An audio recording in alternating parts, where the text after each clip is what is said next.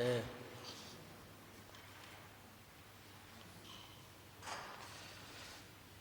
지난번에 우리가 다니엘서 3장을 하다 말았죠?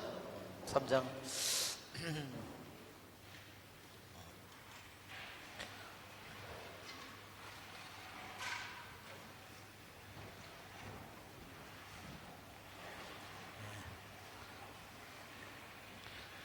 관리장님이 지금 칠판을 움직이지 않게 우리 준비하느라고 애를 쓰고 계십니다. 우리 주님의 기도를 하고 시작하겠습니다. 성부와 성자와 성령의 이름으로 아멘. 하늘에 계신 우리 아버지 이름이 거룩히 아버지의 나라가 오시며 아버지의 뜻이 하늘에서와 같이 땅에서도 이루어지소서. 저희에게 일용할 양식을 주시고 저희에게 잘못한 일을 저희가 용서하오니 저희 죄를 용서하시고 저희를 유혹에 빠지지 않게 하시고 악에서 구하소서. 성부와 성자와 성령의 이름으로 아멘. 네, 참 예수님. 네.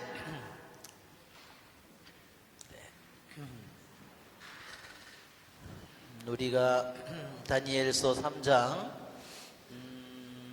느부갓네자르가 금상을 만들어 놓고 바빌론 제국에다가 사람들에게 금상에 경배하라는 그러한 왕의 명령을 내렸습니다.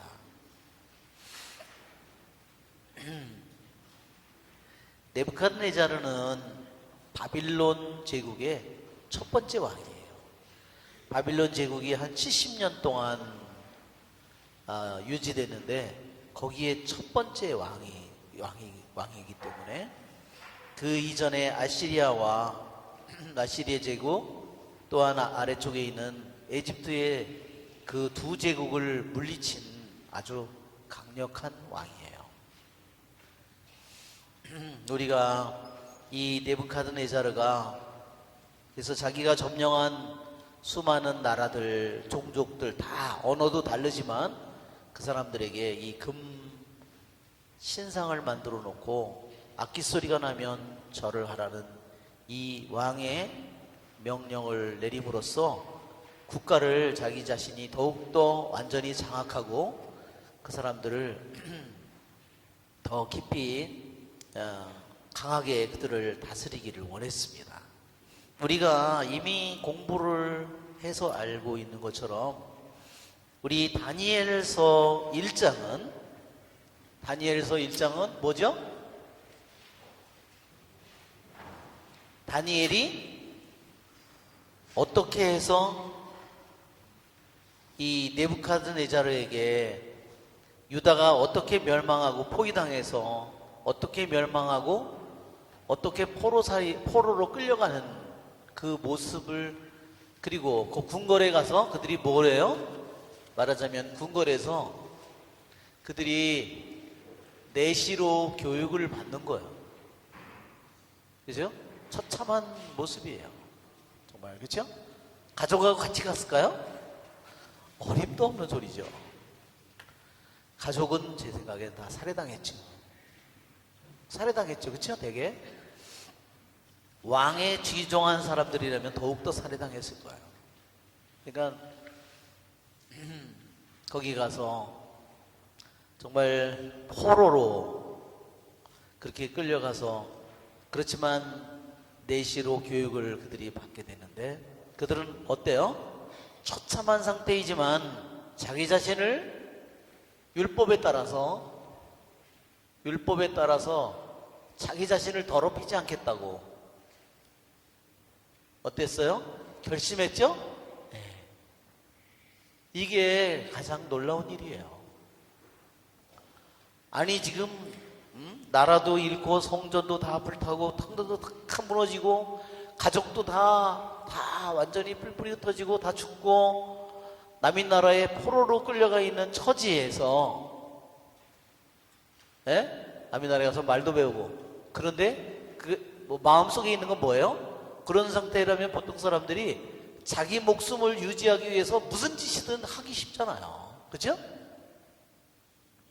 뭐 율법이든 하느님이든 뭐든 다 집어던지고 오직 자기 목숨과 자기 앞날만 생각하기 쉬운데 이 세 젊은이의 마음속에, 다니엘의 마음속에 있는 건 뭐예요? 하느님이고 율법이에요. 모든 것이 다 무너졌는데도 그의 마음속에 있는 것은, 다니엘의 마음속에 있는 것은 뭐냐면 하느님과 그 다음에 토라입니다. 토라 즉 율법이죠. 즉 율법은 뭐예요? 하느님의 말씀이에요. 하느님 말씀. 정말 이것을 보면 이것이 너무나 놀라운 일입니다. 그래서 다니엘과 세 젊은이가 어떤 결심을 했는지, 어떻게 해서 이 결심이 하늘의 축복을 불러오는지 1장에서 우리가 봤어요. 그렇죠? 내시장의 호의를 입고 내시장의 동정을 받고 채소만 먹는데도 살이 쪘고, 그렇죠? 예. 그 다음에 지혜는 남들보다 10배나 더 뛰어난 이런 저기를 봐. 2장에서는 뭐가 나오죠? 꿈을 네부카드네자르 왕이 내부왕. 네. 그래서 서양 사람들은 나부코라고, 나부코. 이걸 줄여서 네부카드네자르가 길으니까 나부코. 네부카드네자르를 줄여서 나부코라고 이렇게 부릅니다. 바빌론의 왕. 이 네부카드네자르 왕이 자기가 침상에 누워있을 때 자기 자신이 꿈을 꾸었어요. 그렇죠? 꿈을 꾸었는데 꿈을 일부는 기억하는데 다른 거는 기억하지 못했고, 그리고 꿈과 그 다음에 그 꿈이 뜻하는 뜻이 뭔지, 꿈이 뜻하는 그 뜻이 뭔지를 이것을 꿈도 모르고 정확히 해석도 못해서 이것을 모든 현인들을 다 불러놓고 물어보지만 어때요? 예, 알아내지 못하죠. 그래서 다니엘이 결국은 시간을 달라고 해서 기도를 해서 세 젊은이와 함께 기도하면서 하느님의 이것을 봤어요. 이것을 여기서는 뭐라고 그랬냐면 이것을 다 신비라고 그랬어요. 신비. 이제 우리가 예수님이 오기 이전까지 이 신비라든지 묵시라는 말들이 많이 나옵니다. 신비라든지 묵시라는 말들이 많이 나오죠. 묵시. 이것이 다 뭐냐면 감추어진 것이.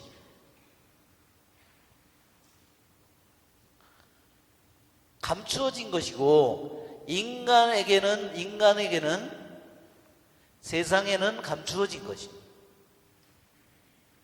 그러나 오직 이것을 아시는 분은 누굴까요? 어떠한 왕도 아무리 강력한 왕이고 아무리 똑똑한 현인이라도 아무리 악마라도 악마가 이걸 알 수 있을까요? 절대 할 수 없어요. 그래서 이 신비와 묵시는 뭐냐면 인간과 세상에는 감추어져 있는 것이고 하느님께서 그것을 감추어 둔 것이고, 인간과 세상에. 그런데 하느님께서 당신이 원하는 사람에게 이 모든 것을 어떻게 해요? 드러내신다 하는 겁니다. 이거 드러내시는 것, 이거를 갖다가 신비 또는 묵시라고 그럽니다. 이게 말하자면 예언서의 마지막 시대가 되면 예언의 영이 끊어지면서 신비 묵시가 계속해서 등장합니다. 이제 다니엘이 이 감춰진 것, 인간에게, 세상에게 아무리 강력한 대왕이라 하더라도, 아무리 많은 현자를 지니고 있다 하더라도 절대로 알아낼 수 없는 것을 오직 하느님만이, 바빌론의 신이 아니라 오직 전쟁에 졌지만 오직 이스라엘의 하느님만이 참된 하느님이 모든 것 위에 계신 하느님임을 드러내는 것이 다니엘을 통해서 꿈과 꿈의 해석을 알아내는 것입니다. 밝혀내는 거예요. 그런데 3장에서 우리들이 알고 있는 것처럼 뭐라 하죠? 네부왕이 뭐를 해요?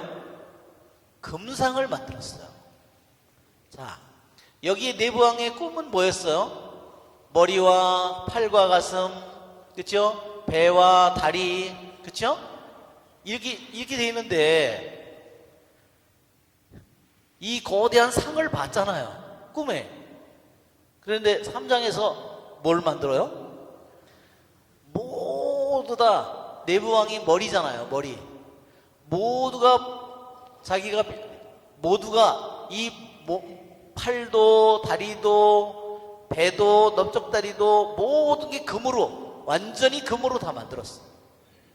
왜 만들었다 그랬죠? 왜 금으로 만들었다 그랬어요? 바빌론 제국이 멸망해서는 안 돼요. 바빌론 제국이 다른 나라에 의해서 점령다. 아시리아처럼 자기가 아시리아 제국을 무너뜨리고 에집트 나라를 제국을 무너뜨리고 자기가 바빌론 제국을 세웠는데, 이 바빌론 제국 자기가 첫 번째 왕인데 자기 나라는 영원해야 돼요. 그래서 금상을 만들어서 모두가 이 상 전체가 다 금인 거를 만들었어. 그러니까 뭐예요? 다른 나라는 자기 나라를 절대로 쳐서 이기지 못한다. 그러니까 이 바빌론 제국, 여기에 나에게 이 제국이 영원하라고 그거를 세워놓고 거기다 절하라고 시키는 거야. 예, 여러분, 이것은 네부갓네자르가 뭐죠? 하느님께 반역을 하는 겁니다. 아시죠? 이건 한마디로 네부 왕이요, 세상에 강력한 임금일지는 모르지만 이미 여기서 다니엘을 통해서 그가 들었어요. 바빌론의 모든 신은 아무것도 아니라는 거, 이스라엘의 하느님에 비하면 아무것도 아니라는 것을 알았잖아요. 그렇죠? 우리가 다니엘 2장을 한번 여러분 우리가 보면, 그가 이 네부갓네자르 왕이 뭐라고 얘기해요? 자, 2장 46절에 보면 임금은 엎드려 다니엘에게 절하고 예물과 분향을 그에게 올리라고 분부하였다. 참으로 그대들의 하느님이야말로 신들의 신이고 임금들의 주님이시며 신비를 드러내시는 분이시다. 그렇죠? 그 다음에 다니엘이 설명하기를 36절 37절에 옆에 이것이 그 꿈입니다. 다니엘서 2장 36절, 그 뜻을 저희가 임금께 아뢰겠습니다. 임금님께서는 임금들의 임금이십니다. 하느님께서 임금님께 나라와 권능과 권세와 영화를 주셨습니다. 그렇죠? 자기를 임금으로 세운 것은 자기의 똑똑함이나 자기의 대단함이, 자기의 용맹 때문이 아니라 하느님께서 정말로 보잘것없는 인간에게 그러한 권세를 세워주셨는데, 3장에 가면 네부갓네자르가 하느님을 공경하거나 하느님을 존중하는 것이 아니라 하느님의 말을 어떻게 했어요? 하느님의 이 말씀을 앞으로 이렇게 일어날 것이 뭐예요? 하느님의 뜻이죠. 그 하느님의 뜻에 순종하기보다 무슨 짓을 했어요? 하느님의 뜻을 완전히 뒤엎을 거를 계획했다는 거예요. 얼마나 여러분 하느님에 대한 반역인지가 느껴지죠? 이 네부갓네자르가 완전히 여기서는 엎드려 절하고 나서는 3장에 가서는 신들 중에 신인 하느님을 섬기는 것이 아니라, 그래 그게 하느님의 뜻이야? 어림도 없지. 내 힘을 하느님이 이긴다고? 내 나라를 꺾는다고? 어림도 없어. 그래서 완전히 60안마, 높이가 90피트 20m가 넘는 금신상을 완전히 세워놓는 겁니다. 예, 이것은 바로 네부갓네자르의 하느님에 대한 반역이에요. 한마디로. 그리고 또한 이것은 뭘까요? 또한 정말 교만이 어마어마한 교만이죠. 그가 이렇게 어마어마한 하느님께 반역을 하고 그래서 금상을 오히려 하느님의 뜻과 하느님의 계획에 순종하기보다 오히려 금상으로 온 상을 만들어서 하느님의 뜻을 뒤엎으려고 했는데 그의 계획이 거의 다 이루어지는 것 같았어요. 모든 말하자면 자기 나라에 있는 수많은 곳곳에 있는 총독, 태수, 지방관들, 고위 관료들이 다 모여서 악기소리가 나면 말하자면 그 상에다 절을 했습니다. 그러나 절을 하지 않는 사람은 어떻게 했어요? 불가마를 만들어 놓고 불가마 속에다 집어 던지겠다. 모든 사람이 다 금상에 절을 했는데 우리가 알고 있는 것처럼 3명만이 악기 소리가 나는데도 거기에 서 있었다. 그 장면이 여러분 그림으로 보기 전에 보셨죠? 3 젊은이만이 서 있는 저 모습을 보게 됩니다. 그래서 이제는 불구덩이에 이제 그들이 던져지게 됩니다. 자, 우리가 이 다니엘서 2장 15절에 이 네부카드네자르 왕이 사람들이 이제 고발한 이 3 젊은이들을 고발했기 때문에 왕이 친히 신문하고 뭐라고 그러냐면 이제까지 네가 절하지 않았더라도 내가 특별히 너희에게 호의를 이제까지 너희들이 한 일을 보면 이미 던져져야 되는데 내가 이제라도 네가 금상에 절을 한다면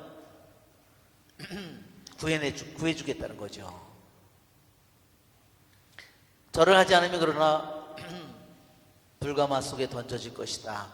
그러면 어느 신이 너희를 내 손에서 구해낼 수 있겠느냐 그랬어요.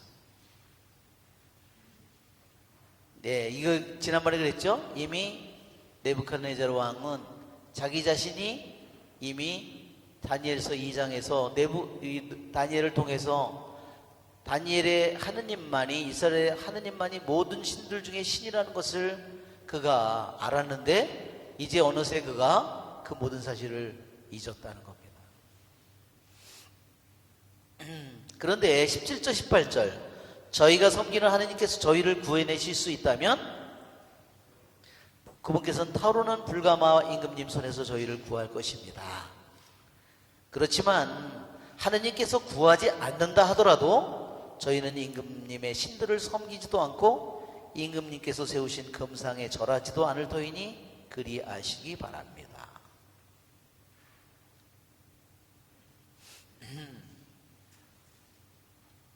정말 이 3 젊은이의 믿음은 어때요? 그 믿음이 정말로 너무나 놀랍습니다. 그래서 우리는 이 3 젊은이의 믿음을 우리들의 믿음으로 가질 수 있도록 우리도 그와 같은 믿음을 가질 수 있도록 우리들이 주님께 자꾸 은총을 간구해야 됩니다. 그들은 자기가 불가마에 설령 던져진다 하더라도 절대로 자기의 뜻을 굽힐 마음이 없어요. 하느님의 뜻에 완전히 굴복했습니다. 우리는 기도를 할 때도 내가 다 뜻을 정해놓고 이거는 꼭 해줘야 돼요. 이거 꼭 이렇게 되어야 돼요. 그렇게 되면 이미 뜻은 다 만들어 놓고 하느님이 거기에서 서빙을 해야 돼요. 그렇죠? 알았어. 그렇게 정해놨다고? 그래. 그럼 내가 그렇게 해야지. 그렇죠? 이런 식으로 하느님을 100년 섬기면 어떻게 될까요? 그것은 소용이 없어요. 왜 그럴까요? 하느님께 완전 굴복을 하지 않는 겁니다. 그렇죠?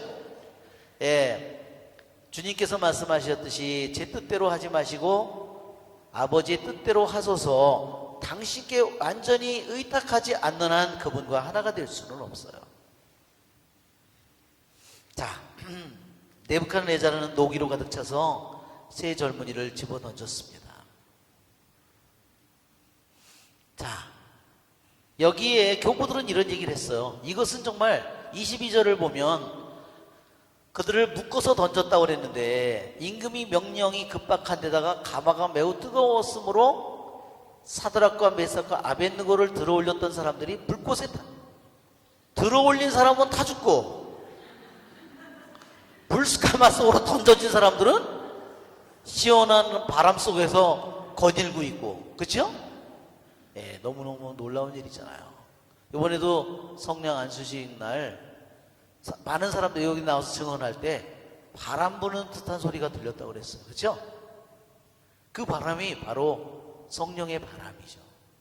그래서 저도 이런 저기를 듣는 것이 아주 드문 경우예요.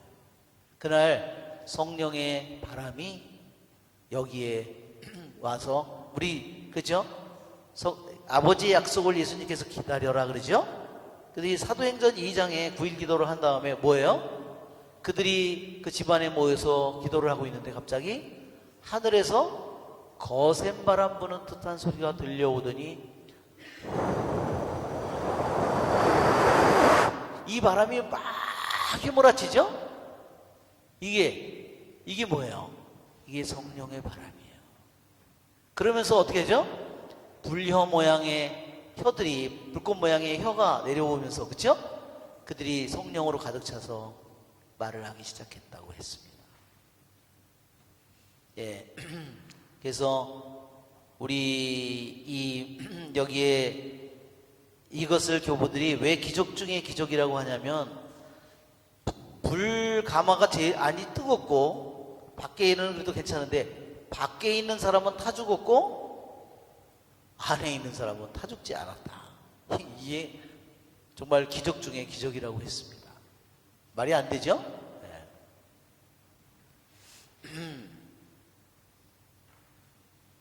자, 우리 다시 이제 우리가 91절로 갔죠? 중간을 생략하고, 그래서 네부갓네자르가 기적을 보고 하느님을 찬미합니다.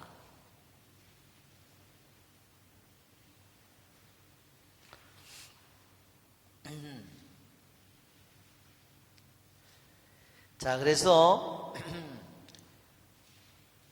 이 96절에 보면 이 나는 칙령을 내린다. 분명히 금상에 절하라고 칙령을 내렸던 네부갓네자르가 금상에 절하지 않는 사람은 모두 불가마 속에 던져진다 한 이 네부갓네자르의 칙령이 뭐냐면 어떤 민족, 어떤 나라, 어떤 언어권에서도 사드락과 메삭과 아벳느고의 하느님께 욕되는 말을 하는 자는 사지가 찢겨나가고 그의 집은 쓰레기 더미가 될 것이다. 이런 칙령을 내렸어. 예. 그러니까 정말 이 자기 나라 바빌론 제국에 몸붙여 사는 많은 유다인들이 죽을 운명에 놓여 있었는데 오히려 이 칙령이 나옴으로써 어떻게 됐어요? 그들을 지켜주고 그들의 종교를, 유대의 종교를 공인 종교로 말하자면 인정해주는 이런 결과를 가져왔습니다. 그러고 나서 임금은 사드락과 메삭과 아벳느고에게 바빌론 지방에서 높은 벼슬을 내렸다. 자, 우리는 지금 우리가 왜 이렇게 이 3장을 공부했냐면 지금 이 다니엘 3장은 아주 우리 가톨릭 성경에서는 아주 길어요. 그래서 절 끝에를 보면 절의 끝이 몇 절까지 있어요? 100절까지 있죠? 100절까지 있는데 보통 유대인의 성경에서는 다니엘서가 뭐가 없냐면 여기에 보면 아자리아가 바치는 노래가 없고요.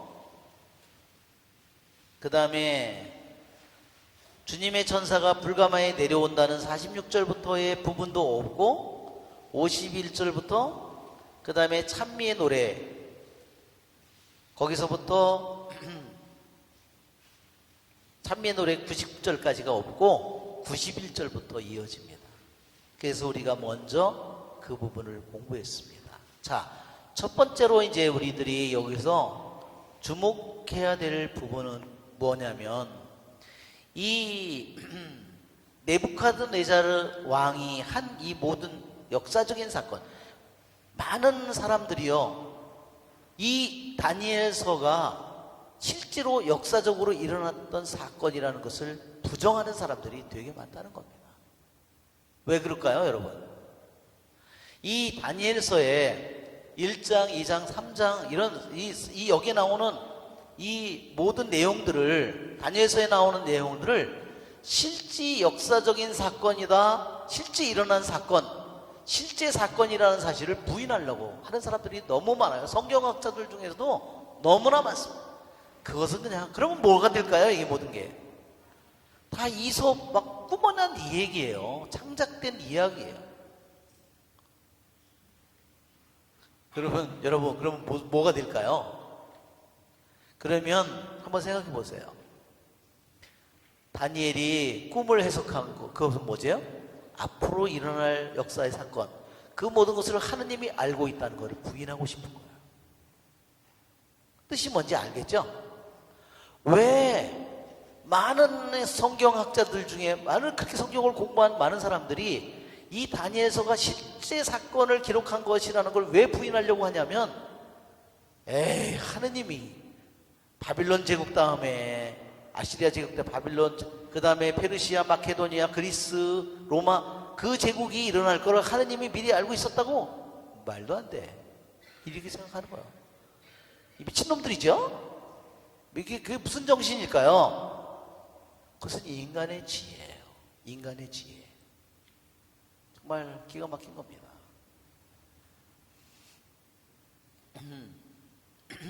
그러니까 우리가 지금 그러한 세상 속에서 성경에 대해서 그런 글을 해석해 놓고 공부한다고 하는 사람들 속에서도요, 그런 글들을 써놓은 사람들이 어마어마하게 많은 겁니다.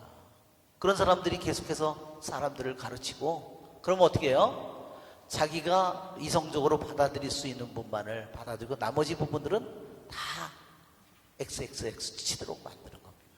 정말 이런 정말 끔찍한 일이 벌어집니다. 자, 이 역사적인 이 사건은 네부카드네자르 왕이 금상을 만들어 절하라고 하는, 이것은 실제 사건이며, 또한 이 실제 사건이면서 이것이 의미하는 바는 뭐냐면 이례적인 사건으로 끝난 것이 아니라는 겁니다.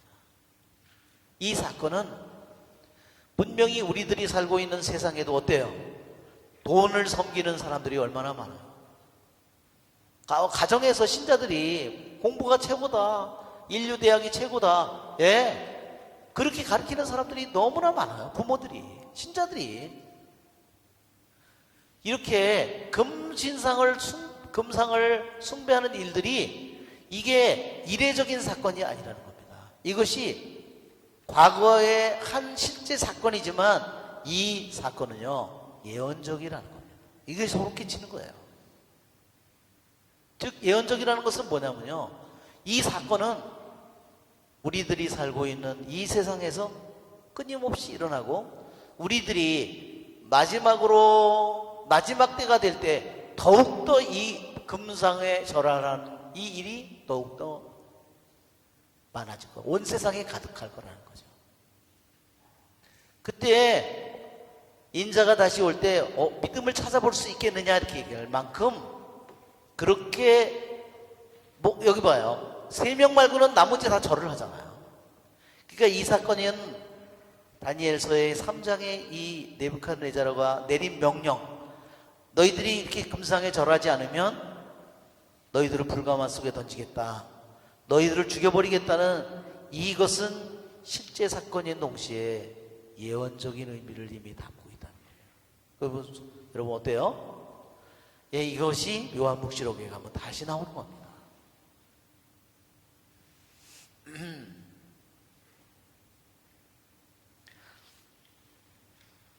이것이 데살로니가 후서 2장 4절을 한번 보세요. 데살로니가 2장, 신약에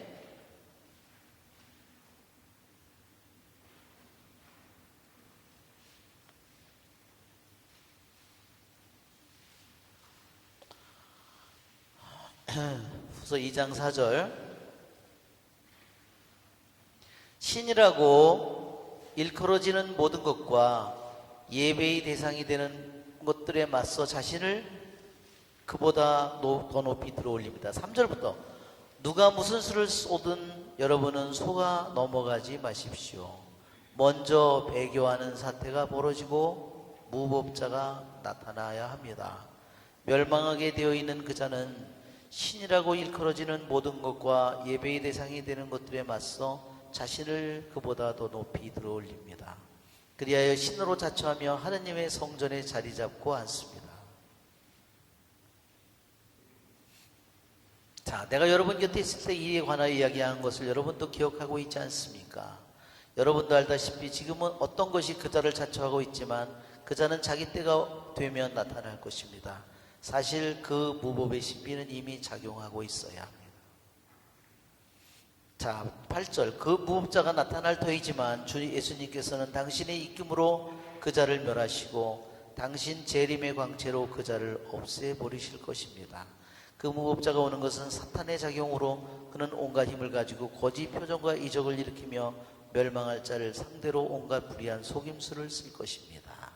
네, 이미 이러한 것들이 수많은 배교하는 사태가 벌어질 거라고 얘기했죠? 예, 묵시록 13장을 한번 보더라도 묵시록 13장에 그래서 우리는 어떠한 내가 상황이 되든 어떤 고통이 오더라도 우리들이 믿음을 지킬 수 있는 내가 믿음을 지켜나가는 사람, 세상에 수많은 사람들이 세상의 영과 세상의 정신을 따라서 말하자면 홍수처럼 쓸려고 한다 하더라도 노아의 저기 보세요. 노아의 시대 수많은 사람들이 그 세상의 물결에 휩쓸려 가잖아요.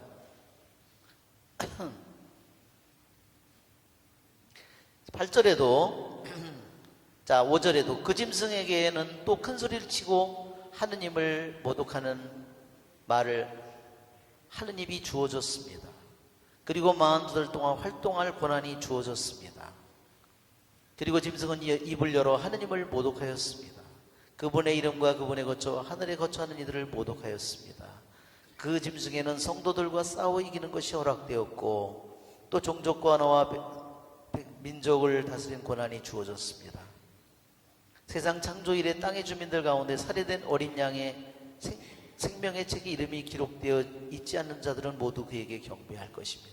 예, 여기 경배한다는 말이 나오죠? 예, 여러분 오늘날 보십시오. 얼마나 많은 예수님의 이름이 미국에서는 욕이잖아요. 지저스 하기 욕이에요. 아주 끔찍한 욕이에요. 예수님의 이름이 욕이 됐다는 거예요. 우리들이 이러한 사탄이 날뛰고 있는 이러한 세상 속에서 무법의 속에서 우리들이 살아가는 겁니다.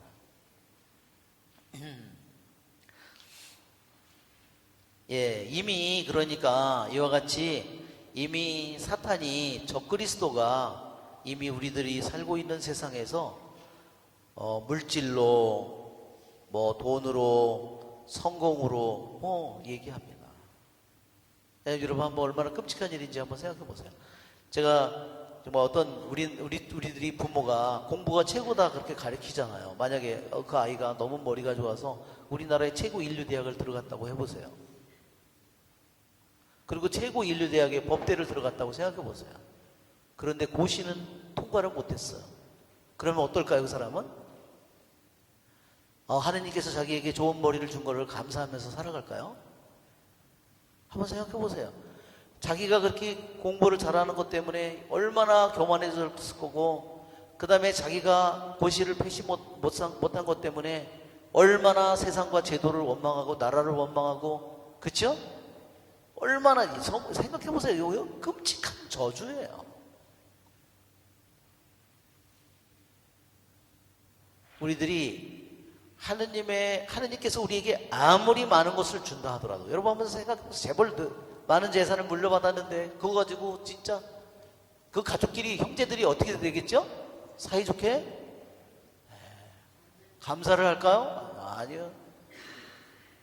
우리 아버지가 바람 펴서 저 새끼 태어났는데 저 새끼한테 재산을 줘서 저런, 그죠? 예, 뭐, 얼마나 정말 소름 끼친, 예. 그것은 우리들의 길이 아니에요. 근데 우리들이 만약에 그런 길로 살아간다면, 우리는 하느님의 모상을 내가 잃어버린다면, 우리는 정말로 부모가 자녀에게 너무 끔찍한 삶을 만들어 놓는 겁니다. 자, 그러기에 우리는 어떠한 이 세상과 육신과, 그래서 우리 신자들에게 우리 신자들에게 세 가지 원수가 있다고, 그렇죠? 세상, 육신, 마귀라고, 삼구라고. 이게 삼구는요, 이렇게 원수 구자를 쓰는 거예요. 원수. 세상과 우애를 쌓는 것이 뭐라고 그랬어요? 하느님과 적의를 쌓는 거라고 그래요. 세상과 우애를 맺는 것이 오히려 하느님께는 적대 관계를 만든다는 말이에요. 세상의 친구가 되려는 자는 뭐가 되죠? 하느님의 원수가 되는 겁니다. 왜? 분명히 세상에서 돈을 더 많이 가지면 좋죠. 그런데 세상에 돈을 많이 가지면 좋지만, 그러나 그는 한편으로 돈을 더욱더 믿게 될 때, 그는 뭐를 잃어버리게 될까요? 하느님을 잃어버리게 되는 겁니다. 그리고 진실함을 잃어버리게 될 거고, 사랑을 잃어버리게 될 거고, 선을 잃어버리게 될 거야. 그러니 얼마나 끔찍한 일입니까? 자, 우리는 이 세 젊은이의 아나니아, 아자리아, 미사엘을 통해서 그들이 어떠한 끔찍한 상황인 그런 상태에서도 그들은 자기의 하느님과 하느님의 말씀을, 율법을 철저히 지키는 그것을 자기의 목숨처럼 여기고, 목숨보다 더 소중하게 여기고 그들이 살고 있는 겁니다. 자, 다시 이제 우리 교부들, 우리 중간에 있는 그러한 내용들을 우리가 한번 살펴보면,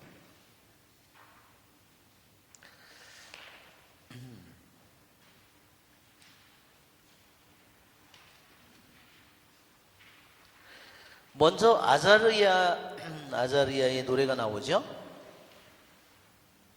간략하게만 하면 아자리아의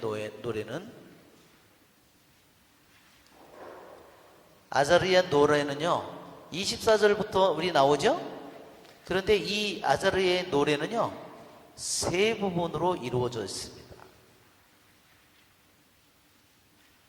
첫째는요, 아자리아의 노래는 24절, 25절이에요. 이게 대부분은 24절, 25절은요 산문이에요. 보통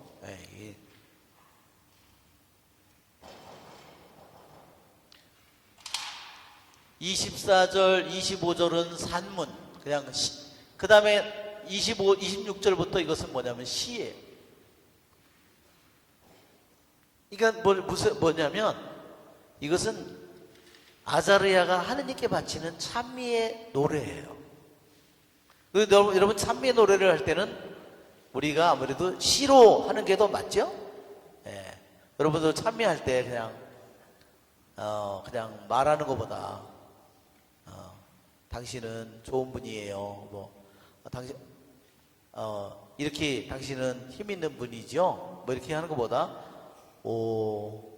능력의 하느님, 이렇게 시로 하는 게 더 하느님을 찬미하는 마음이 더 커지잖아요. 그렇죠? 왜 산문이고 왜 신지? 그거를 여러분들이. 근데 이 첫 번째 나오는 시는 무슨 시냐면요, 참회의 시예요. 참회하는 시.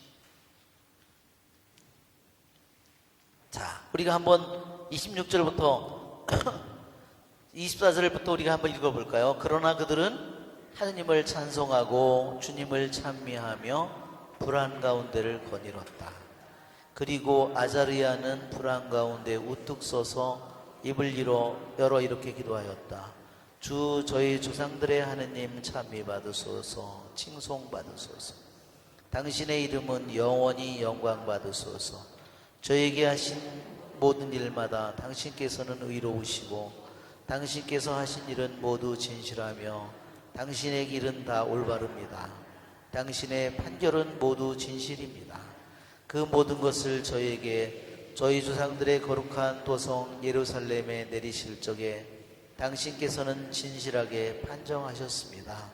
저희 죄를 보시고 당신께서는 진실히 판결하시어 그 모든 것을 내리셨습니다. 저희는 당신에게서 멀어져 죄를 짓고 법을 어겼습니다. 정녕 저희는 모든 일에서 큰 죄를 지었고 당신의 계명들에 순종하지 않았습니다. 저희는 그것들을 따르지도 않고 잘되라고 저에게 명령하신 대로 하지도 않았습니다. 그러므로 저에게 내리신 그 모든 것, 저에게 하신 그 모든 것을 당신께서는 진실한 판결에 따라 행하셨습니다. 당신께서는 저희를 무도한 원수들, 가장 가증스러운 반역자들, 불의한 임금, 온 세상에서 가장 사악한 임금에게 넘기셨습니다. 이제 저희는 입을 열 수도 없습니다. 당신의 종들과 당신을 경배하는 이들에게는 수치와 치욕뿐입니다. 여기까지만. 자, 여기까지는요 참회의 기도라고 그랬죠? 네. 두 번째 34절부터 36절까지는요 하느님께 조상들과 맺은 계약을 상기시킵니다. 두 번째 부분은 아자르의 노래의 두 번째 부분은 여기는 참회의 시예요. 물론 찬미가이지만 참회하는 기도입니다. 두 번째는 첫째는 자기들의 백성의 죄를, 조상들의 죄를 참회하고, 두 번째 부분은 하느님께서 자기 조상들과 맺은 계약을 기억해 달라고. 항상 하느님을 물고 늘어질 때는 뭘 물고 늘어져야 된다고 그랬죠? 계약을 물고 늘어졌다. 예, 우리는 예수님께서, 그렇죠? 청하여라. 주실 것이다. 찾아라. 너희들이 얻을 것이다. 이렇게 있잖아요. 왜 찾으라고 청하라고 했는데 왜 안 줘요? 그렇게 우리들이 그걸 가지고 주님의 말씀을 가지고 물고 늘어져야 된다는 거예요. 예? 예, 개가 이렇게 뼈다구를 물고 하듯이 우리들이 하느님의 말씀은 진실하죠? 거짓말이 없어요. 그러니까 우리들도 유대인들이 하는 걸 보세요. 정말 최악의 바닥에 떨어졌는데 뭘 물고 늘어지나. 조상들하고 그 계약 맺었잖아요. 하나님이 꼼짝 못하는 거예요. 예, 끊임없이 그것을 가지고 정말 끝까지 물고 늘어져요. 예. 이제는 세 번째로 여기에 보면 이제 겸손한 마음을 통회하는 마음을, 부서진 마음을, 겸손한 마음을 받아달라고 하느님께 그가 기도하고 있습니다.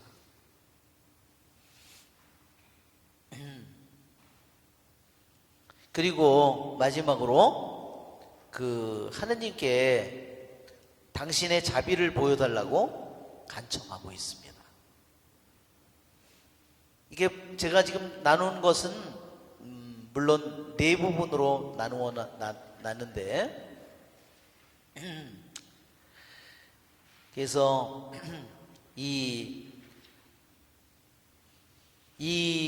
이러한 기도를 통해서 우리들이 보는 것은 뭐냐면 첫 번째는 제일 첫 번째 기도가 그들이 하는 첫 번째 기도가 뭐예요? 하느님을 찬미하는 겁니다. 자, 그들이 불구덩이 속에 던져지는데 그들의 마음속에는 뭐가 있었어요? 자기들이 불구덩이 속에 던져지고 있는데 하느님을 찬미하고 있는 겁니다. 이게 놀라운 점이에요. 예. 자기는 불구덩이 속에 던져지고 있는 그들이 제일 먼저 바친 것은 찬미의 기도였다는 겁니다. 우리 이 찬미하다라는 말이요, 히브리 말로 찬미하다, 축복하다는 말이 혹시 생각나세요? 히브리 말로 뭔지?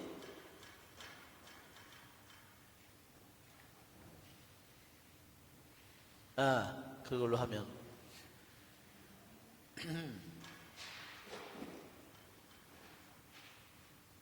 원래 찬미하다는 히브리 말은요, 바라크예요. 바라크.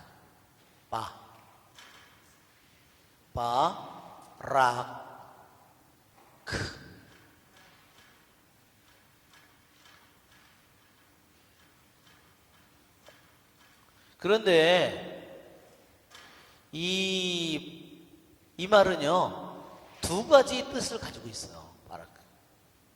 어떤 뜻을 가지고 있냐면요, 첫째는요, 하느님께서 주시는 바락이 있고요, 또 하나는 인간이 하느님께 바치는 바락이 있어요. 두 가지 바락이 있어요. 그래서 하늘에서 하느님께서 우리에게 내려주는 바락은 뭐라 그러냐면 축복한다고 표현하고요, 우리말로. 인간이 세상에서 하느님께 바치는 바라크는 뭐라 그러냐면 뭐라 그럴까요? 찬미하다라고.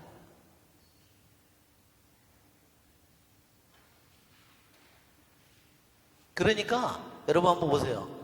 찬미와 축복이 서로 연결되어 있어요. 하느님을 찬미하면 찬미할수록 축복이 내려오는 건 당연하죠? 하느님의 축복을 받으면 받을수록 찬미하게 되는 건 당연한 거예요. 이 두 가지가 같이 도는 겁니다. 이렇게 올라가고 이렇게 내려오고, 이게 이렇게 올라가고 이렇게 내려오고 끊임없이 되는 거예요. 이게 어떤 사람은 축복만을 받기를 하고 감사는 안 해. 그러면 뭐가 끊어지죠? 이 도둑놈이구나, 이놈이. 그죠? 이게 걔날 주는데 지가 혼자 다 가지고 저기를 안 해. 그러니까 끊어지는 거예요. 무슨 소리인지 아시겠죠? 이게 히브리 말로는 똑같은 말이라는 겁니다. 그러니까 인간이 하느님께 감사 찬미를 하면 할수록 어떻게 해요? 하느님의 사랑과 은총이 끊임없이 또한 쏟아지게 되고, 그러면 그 사람이 또 그것을 받았으니까 또 찬미하게 되는데 먹고는 그걸 먹으면 벌이 마냥 지만 하고 있어. 그러면 그게 어떻게 되죠? 그러니까 그게 여기서 끝이는 겁니다. 그래서 은사도 마찬가지예요. 은사를 받았는데 은사의 기본은 뭐죠? 은사의 바탕은 사랑이에요. 은사의 바탕은 분명히 하느님의 사랑입니다. 그걸 줬는데 지가 자기를 높이는 데 써. 그럼 어떻게 해요? 그러면 그건 사랑이 아니죠.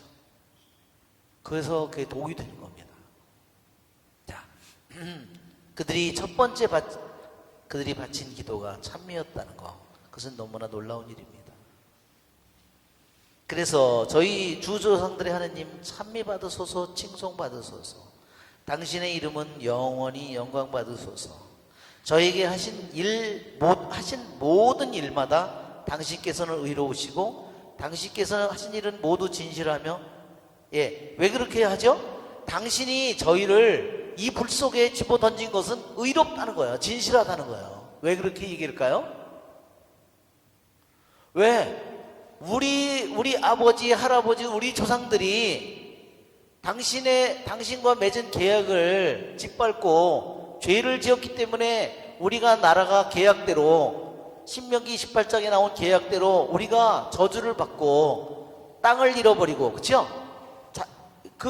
아브라함이 준 약속이 뭐예요? 땅을 주시고 자손을 많게 하시고, 그죠? 그런데 그거를 다 잃어버리는 게 바로 그들이 땅에서 쫓겨나고, 그 다음에 그들이 가족이 다 뿔뿔이 흩어지고 가족이 죽는 거예요.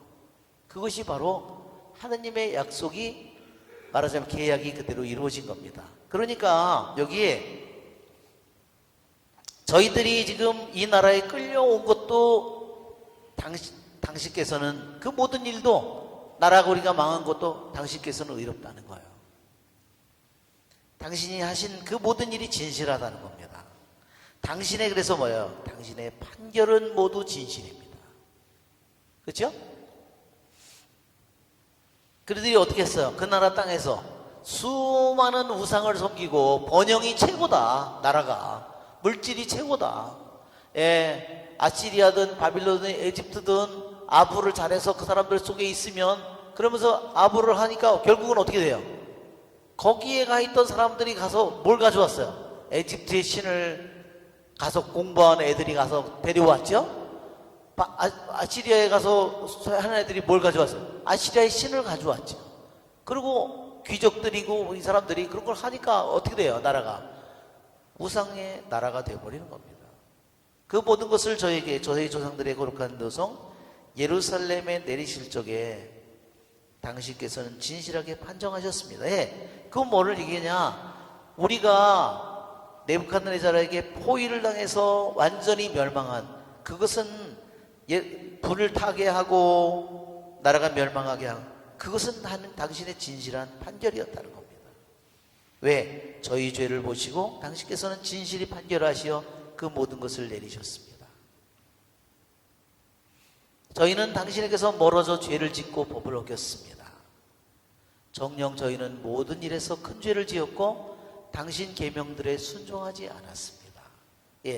여러분 이걸 보면 이 아나니아와 아자리아 미사엘이 자기가 지은 죄가 아니죠? 누가 지은 죄예요? 자기 아버지, 자기 할아버지, 자기 조상들이 지은 죄예요.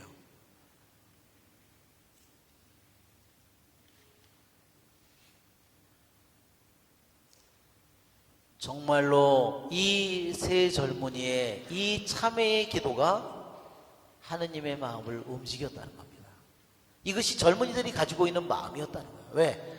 그들이 적국에 바빌론의 내시로 끌려와서 그들이 거기서 살면서 그러나 그들은 그곳에서 하느님을 네부갓네자르가 첫째가 아니고 하느님이 첫째이고 거기에 바빌론의 명령이 너무 엄하고 무섭지만 그러나 그들은 하느님의 말씀이 첫째입니다. 그러한 하느님의 말씀에 비추어서 자기 민족을 바라보고 자기 나라 역사를 바라보니까 어때요? 하느님은 정의롭고 하느님은 진실하고 하느님의 판결은 옳아요. 그것을 하느님께 바치고 있는 거예요. 어때요? 이들의 참회가 이것이 하느님의 마음을 움직이는 겁니다. 아멘. 이것이 바로 그들의 이 세 젊은이의 기도가 왜 불 속에서 그들이 이 불 속의 그 가운데서 그 젊은이의 마음속에 있는 것이 무엇인지가 여기서 나타나는 거예요.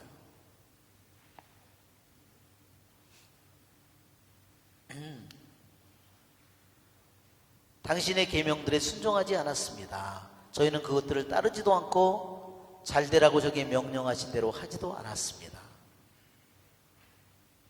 그러므로 저에게 내리신 그 모든 것, 나라가 멸망하고 성전이 불타고 나 죽고 포로로 끌려가고 그것은 당신의 진실한 판결에 따라 행하셨습니다. 그리고 저희가 지금 무도한 원수들, 가장 가증스러운 반역자들, 왜? 하느님이 기적을 보여줘도 금방 하느님을 반역하는 이 네부갓네자르의 왕, 이 불의한 임금, 온 세상에서 가장 사악한 임금에게 우리를 넘긴 것도 당신께서는 마땅한 일입니다 하는 거예요. 진실한 당신의 판결이라는 거예요. 자신들이 지은 죄에 비하면 너무 가벼운 판결이라는 뜻이죠. 이제 저희는 입을 열 수도 없습니다. 당신의 종들과 당신을 경배하는 이들에게는 수치와 치욕뿐입니다. 이렇게 얘기하고 34절부터 뭐라고 그러죠? 당신 계약을, 당신 이름을 생각하시어 당신 계약을 폐기하지 마소서.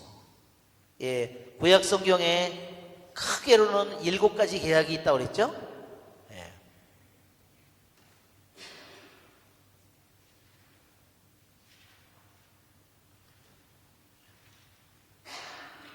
여러분 구약 성경에 있는 크나큰 7가지 계약이 뭐가 있어요? 생각나는 거.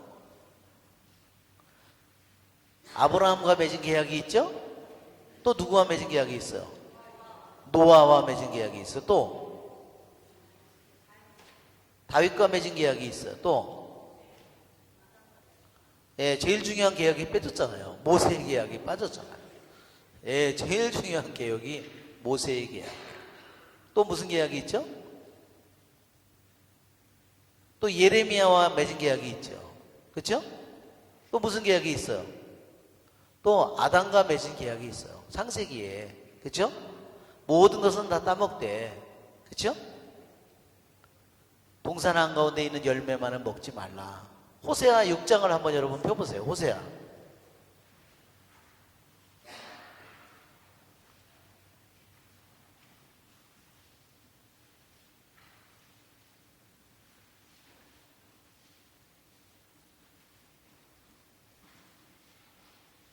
예, 7절을 한번 보세요. 성경의 창세기 2장, 3장에는요, 그런 계약이라는 말이 나오지 않는데, 호세아 6장 7절을 보면, 그들은 아담에서 계약을 어겼다는 말이, 거기서 나를 배신했다고. 이미 창세기에 이미 2장에서 3장에서 이미 아담이 계약을 어겼다는 말이에요. 그것이 바로 무슨 계약이에요? 그것이 첫 번째 계약입니다. 예, 우리 여기에 그 전에 우리가 계약의 도표를 여러분들에게 여러 번 구약 성경에 또 계약을 나눠줬기 때문에 여러분이 그거를 찾아서 보시면 될 거예요. 자,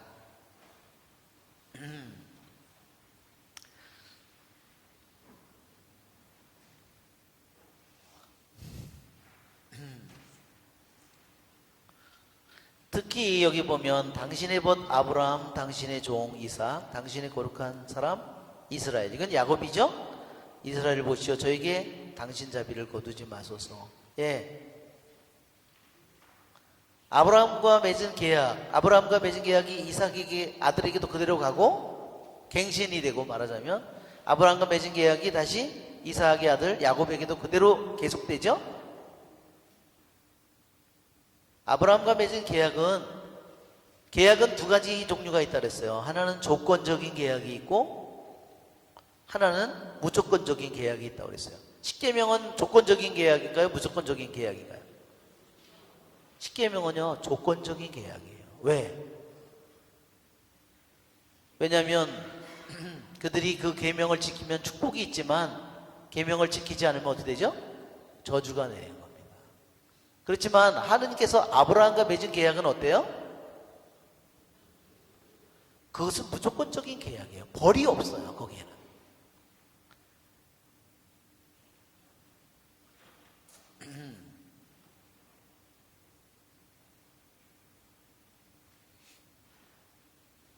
자, 그래서 여기 보면 이 아자르야가 당신의 계약을 얘기하면서 아브라함, 이삭, 야곱을 여기서 예로 드는 겁니다. 그래서 그 계약이 뭐죠? 당신께서는 그들의 자손들을 하늘의 별처럼 바닷가의 모래처럼 많게 해주시겠다고 약속하셨습니다. 자, 보세요. 그렇게 땅을 주시겠다고 약속했는데 땅은 잃어버리고 남의 나라에 포로로 끌려왔고, 저기들이 여기 포로로 끌려와서 가장 사악한 임금에게 넘겨지고, 당연한 일이다. 그렇지만 당신께서 약속하신 거, 당신이 우리들과 맺은 계약, 그것은 절대로 거두지 말아달라고, 폐기하지 말아달라고. 왜? 주님, 저희는 지금 이 자손이 그렇게 많겠다고 아브라함, 이삭, 야곱에게 약속해줬는데 지금은 저희는 모든 민족들 가운데서 가장 작은 민족이 됐어요. 왜? 포로로 끌려와서 뿔뿔이 다 흩어져서. 그죠? 가장 작은 민족이 됐어. 어때요? 하느님 아브라함과 맺은 이 축복이 어떻게 됐어요? 예, 축복이 그들의 축복을 잃어버린 모습을 여기에서 보여주는 겁니다. 자, 우리 잠시 쉬었다가 우리 하겠습니다. 네, 다시 이제 시작하겠습니다.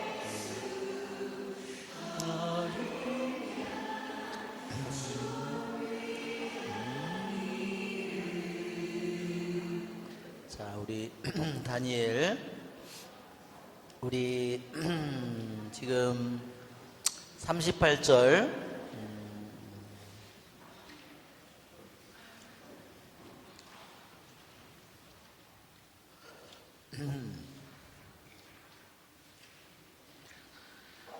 지금 저희에게는 제후도 예언자도 지도자도 없고 번제물도 희생제물도 예물도 분향도 없으며 당신께 제물을 바쳐 자비를 얻을 곳도 없습니다. 자, 그쵸? 이제 포로로 끌려간 다니엘은, 그쵸? 나라도 잃고 이제 왕도 없고 뭐 귀족도 없고 제후도 없고 모든 이 통치 시스템은 완전히 다 나라도 없어졌기 때문에, 그리고 성전이 무너졌기 때문에 번제물이든 5가지 제물, 곡식제물이든 뭐 속죄제물이든 어떤 희생제물을 바칠 그런 것도 없고 이제 예물도 분향도 제사를 바칠 아무런 것도 없습니다. 그래서 이 세 젊은이들은 뭐를 봐달라고 하죠? 더 이상 자기는 땅도 없어져 버렸고 나라도 없어졌고 성전도 없어져 버렸고, 그러니까 이제 뭐를 봐달라고 해요? 저희의 부서진 영과 겸손해진 정신을 보아달라고 기도하고 있습니다.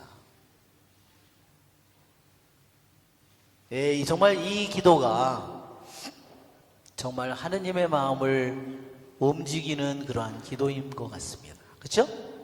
자, 보세요. 정말 이 아나니아와 아자리아, 이 미카엘이죠? 이 세 사람의 이 기도하는 모습을 보면 이렇게 기도할 수도 있어요. 아니, 우리가 무슨 죄가 있어요? 나는 그런 죄를 짓지도 않았는데, 부모가 그런 죄를 졌고 우리 조상들이 죄를 졌는데 왜 우리가 이런 벌을 받아야 돼요? 그러면서 그렇게 기도할 수도 있는데, 그렇죠? 그런데 이 세 젊은이의 기도는 뭐 어때요? 자기 자신만을 위한 기도가 결코 아니에요. 이미 그의 기도는 자기 자신의 목숨과 자기 자신의 안녕과 그것만을 바라는 기도가 결코 아니라는 거야. 이미 어때요? 자기의 망한 나라의 운명과, 그렇죠? 죽은 이미 죄를 짓고 죽은 자기들의 조상과 그들을 위해서 그들이 하느님께 참회의 기도를 바치고 있는 거예요. 여러분, 한번 바리사이의 기도와 이 세 젊은이의 기도를 비교해 보면 바리사이는 어때요?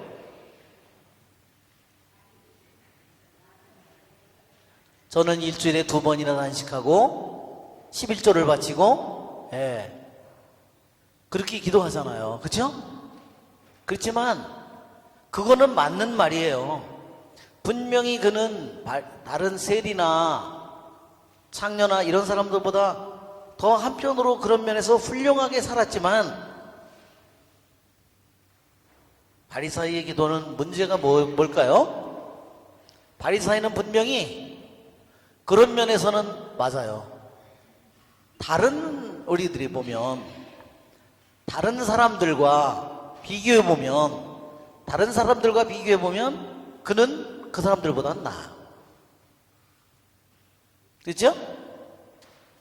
이게 바리사이가 그 사람들보다 비교해 보면 자기가 낫지만 하느님의 앞에 선 자기는 어때요?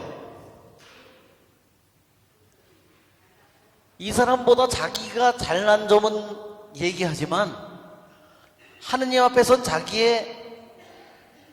자신의 모습은 모른다는 거야. 그렇죠? 그걸로 자기를 합리화시키고 있는 거야. 다른 사람들보다 난면을 내세워서 자기가 훌륭하다고 얘기하는 거야. 그죠? 하느님 앞에 선 인간의 모습이 아니에요. 하느님 앞에 선 인간의, 정말로 하느님이 한순간에 걷어가면 목숨이고 재산이고 모두 다 한순간에 끝나는데, 그런 부분은 어때요? 그건 없어요. 그게 잘못된 기도죠. 우리들도 신앙생활할 때 그렇게 하기 쉽다는 거예요. 내 주위에 있는 형제들이나 사람들에 비교해서 아유 저거는 그냥 저러면서 내가 그렇게 하면서 내 스스로 자위를 하고 그러다 보면 내 자신이 착각에 빠지기 쉽다는 겁니다. 우리는 기도를 하는 사람은 하느님 앞에 서는 거예요. 하느님 앞에 이 간격이 하느님 앞에 선 자신의 모습이 이게 어떨까요? 한없이 멀죠.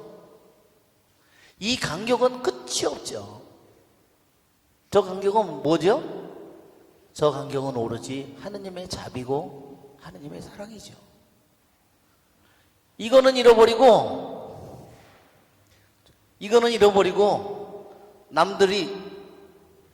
남들보다 자기가 낫다고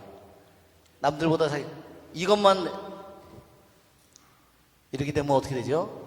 극도의 이기적인 사람이 되어버리는 겁니다. 하느님 앞에 사랑의 사람이 아니라 남을 존중하고 남을 사랑하고 자기보다 더 비참한 처지에 있는 사람을 위해서 기도하고 그런 사람이 되는 것이 아니라 내 이웃을 내 몸처럼 사랑하는 존재가 아니라 내 이웃을 완전히 까뭉개는 사람이 되어버리는 거죠. 그렇죠?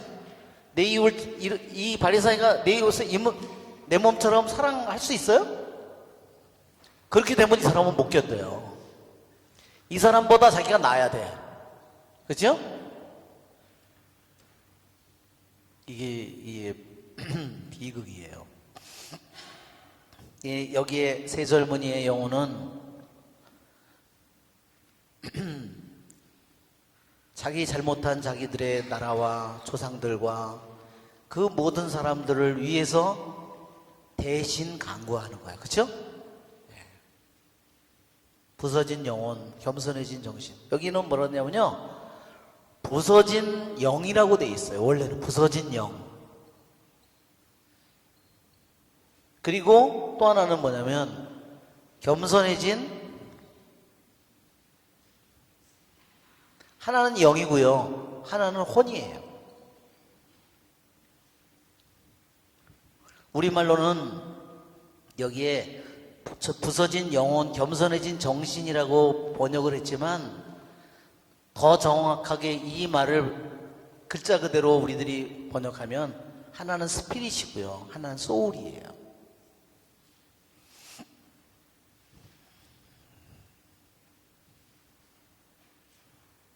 그러면 부서진 영은 뭘까? 부서진 영.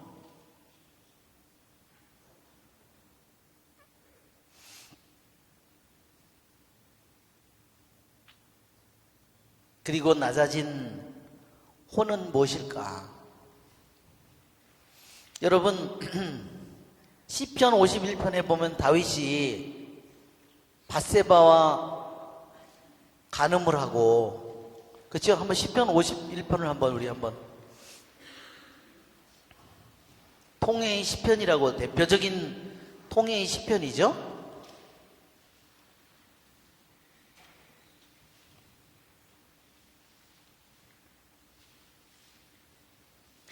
여러분 19절을 보세요. 하느님께 맡겨진 재물은 부서진 영이라고 나왔죠? 예, 이 똑같은 말이에요. 부서진 영.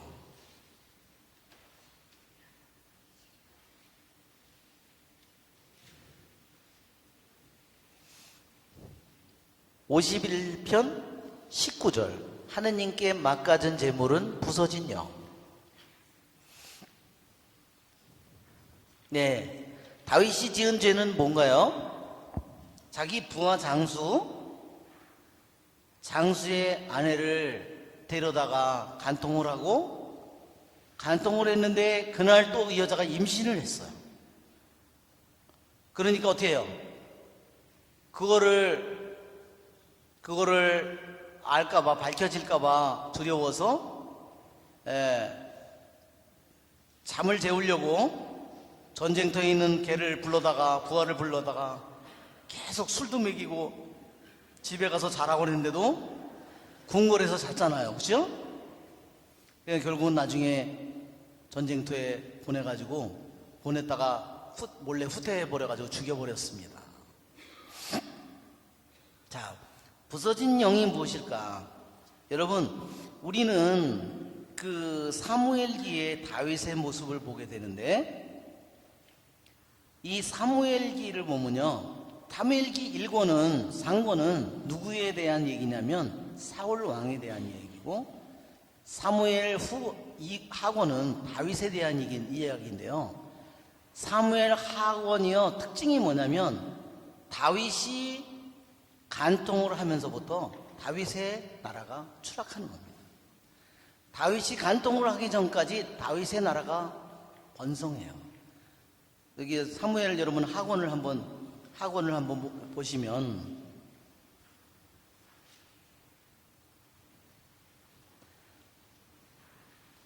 사무엘 하권 다윗의 왕위 계승 11장, 다윗이 우리아를 죽이고 밧세바를 차지하다 있죠. 사무엘 하권 11장, 다윗이 우리아를 죽이고 밧세바를 차지하다 나오죠. 예, 여기까지는 다윗이 승승장구 계속 올라가다가요, 11장에 간통을 하면서 그가 자식들이 계속해서 반란을 일으키고, 그러면서 이 다윗의, 말하자면 다윗이 점점점 몰락해가는 모습을 보여줍니다. 자, 그렇지만 놀라운 점은 여기에서 다윗이 부서진 영을, 바로 다니엘이 부서진 영을 어디서 배웠을까요? 누구한테서? 시편 51편에 다윗의 쓴 이 노래를 계속해서 부르면서 부서진 영을 배웠겠죠. 자, 다윗이 한번 생각해 보면, 그가 궁궐에서 이제 나라를 가장 커다랗게 점령을 했고, 나라들을, 주위에 있는 나라를 다 평정했고, 이제 자기의 부하장수 나가서 적군하고 대치해 있는데, 다윗은 뭐하고 있어요? 예루살렘의 도성의 궁궐에 가장 높은 곳에서 자기 부하 장군들은 전쟁을 하고 있는데, 자기는 아마 고쟁이 같은 거 입고 파자마 같은 거를 입고서 무료하다, 뭐 좀 흥분되는 일이 없나, 그래서 요즘 같으면은 어디 한번 영화나 때려볼까, 이렇게 재미난 뭐 영화나 없을까, 그렇죠? 그것이 바로 다윗이 가장 높이 올라가 있는 순간에 그의 위엄을 보여주는 겁니다. 그렇죠? 그때 그 여자가 눈에 들어왔어요. 3번, 다윗이 자기의 일생에서 가장 높이 올라간 순간에 그는 한 번의 밧세바의 이 일로 인해서 추락을 했어요. 간음을 저질렀죠. 십계명에 정말 그 십계명의 벌로 따지면 다윗의 처벌은 뭔가요? 사형이에요. 간음만으로도 사형이고요, 자기 부하를 우리아를 죽였기 때문에 그걸로도 사형이에요. 자, 그가 일개 목동이었다가 가장 높은 꼭대기에 올랐다가 가장 추락한 겁니다.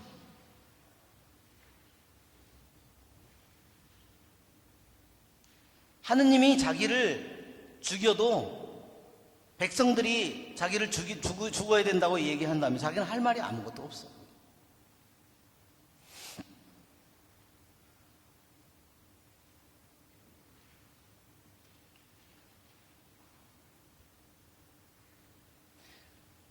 그것이 정말 한편으로는 나라를 점령했지만 한편으로 그가 얼마나 교만해져 있는지를 보여주는 거예요.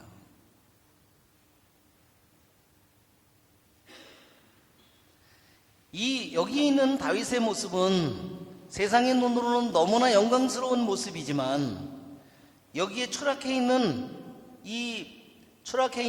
다윗의 이 끔찍한 모습은 너무나 처참한 모습이에요. 오직 바랄 수 있는 건 뭐밖에 없어요. 이제는 하느님의 자비밖에 없어요. 자기에게 맞는 율법의 처벌은 뭐냐면요, 사형이에요.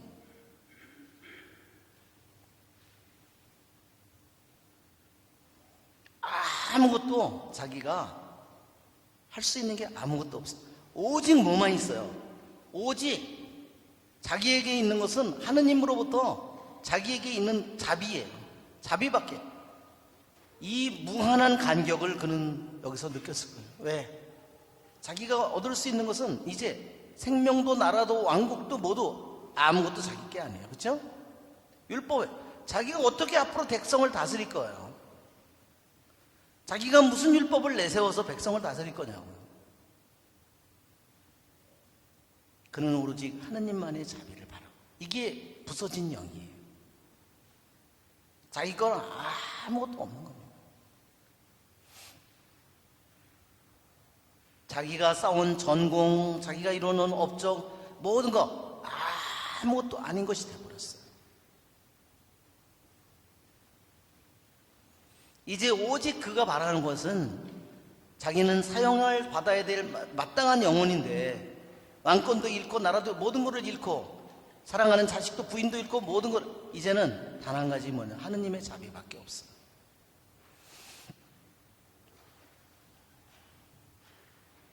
예, 여러분, 여기에 세 젊은이가 부서진 영이라고 할 때 그것은 뭐예요?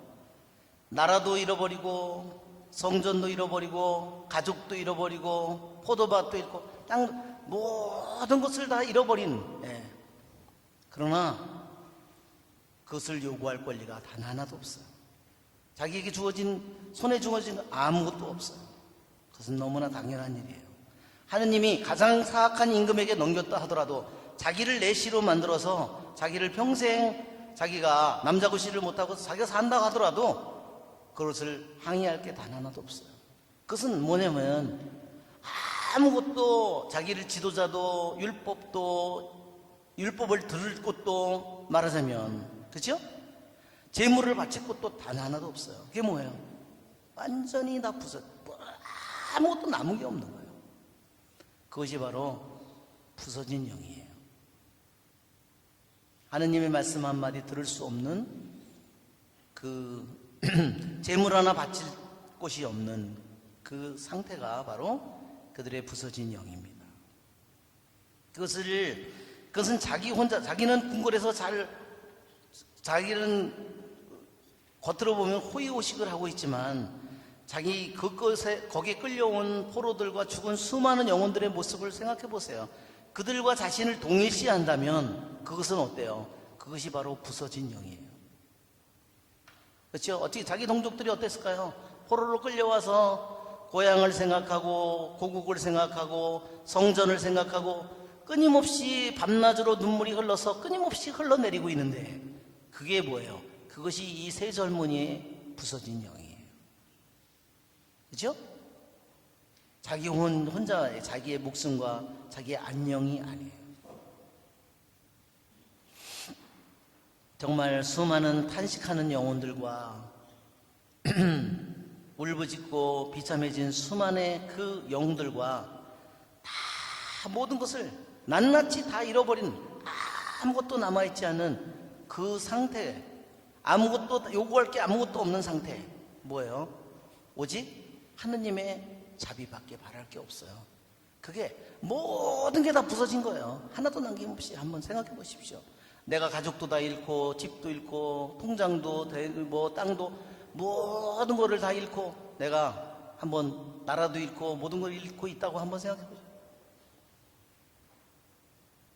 그것이 이 세 젊은이가 말하는 부서진 영과 겸손한 정신입니다.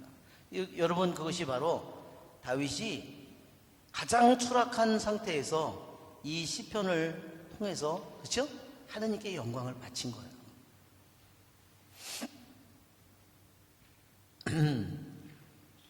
저희를 순양과 항소의 제물로 수만 마리의 살찐 양으로 받아주소서. 이것이 오늘 저희가 당신께 바치는 희생제물이 되어 당신을 온전히 따를 수 있게 하소서. 그래요. 하느님은 어떠한 희생제물보다도 다윗이 바친 부서진 영을, 낮추어진 그의 혼을 정말 처참하죠. 아무 부하들 앞에서 한마디도 할 수 없는 처참한 상태가 됐어요. 그렇지만 하느님께서 다윗에게 뭐라고 얘기하죠? 나는 너를 죽이지 않겠다고. 그렇죠? 그렇게 나단 예언자를 통해서 그렇게 말씀하십니다. 그러면서 회복시켜 주시잖아요. 이제 이것이 오늘 저희가 당신께 바치는 희생제물이 되어 당신을 온전히 따를 수 있게 하소서.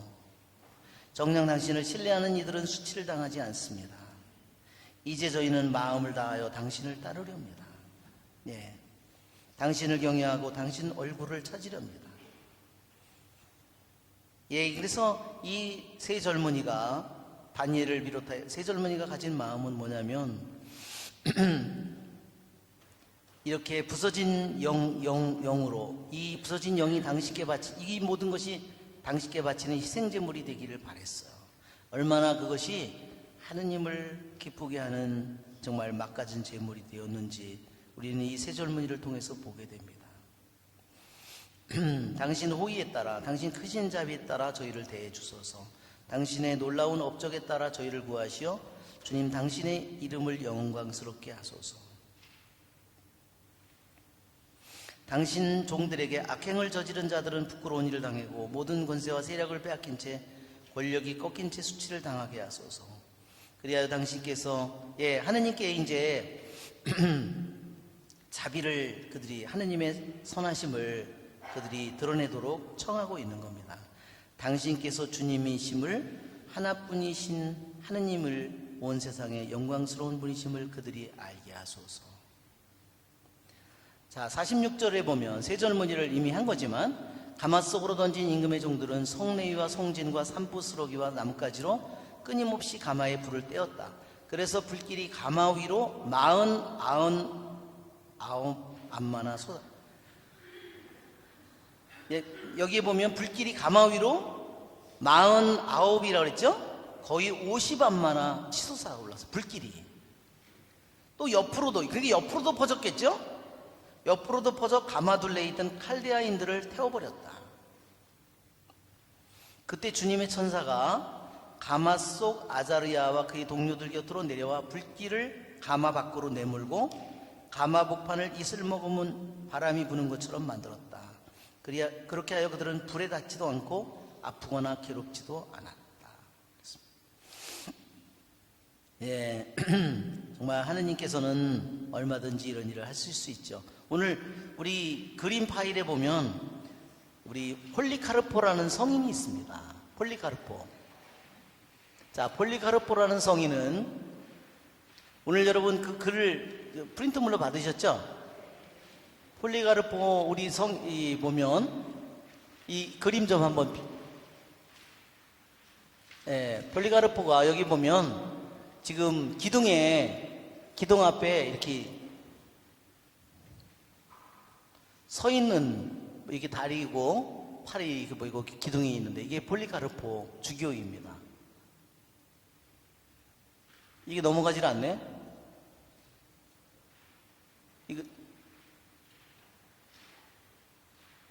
넘어가지, 이거 뭘 안 열었는지 열리질 않는데. 예. 네. 자. 마침 또 빛이 들어와가지고, 예. 이 폴리카르포 성인은, 주교는요, 뭐라 그러냐면, 사도들의 교부라고 그래요. 그것은 무슨 뜻이냐면요, 사도들을 통해서 직접 가르침을 받은 사람들이에요. 사도들은 누구죠? 12사도들. 그러니까, 요한 사도가 사도들 중에서 마지막으로 죽었다고 하는데, 그때가 언제냐면 약 100년경이에요. AD 100년경. 그러니까 폴리카르포는 AD 100년 이전에 약 70년, AD 70년, 80년경에 이미 사도 요한을 만나서 거기서부터 계속 사도들로부터 사도 요한을 통해서 교육을 받은 거예요. 그러니까 사도들은 누구에게 직접 가르침을 받았죠? 예수님에게. 그래서 이런 사람들을 사도 교부들이라고 불러요. 사도들에게 직접 가르침을 받은 사람들. 바로 이 스미르나는 지금의 터키, 여기 짐승의 머리처럼, 이거는 이태리고 이거는 그리스죠. 여기에 이게 지금 이놈의 불이 지금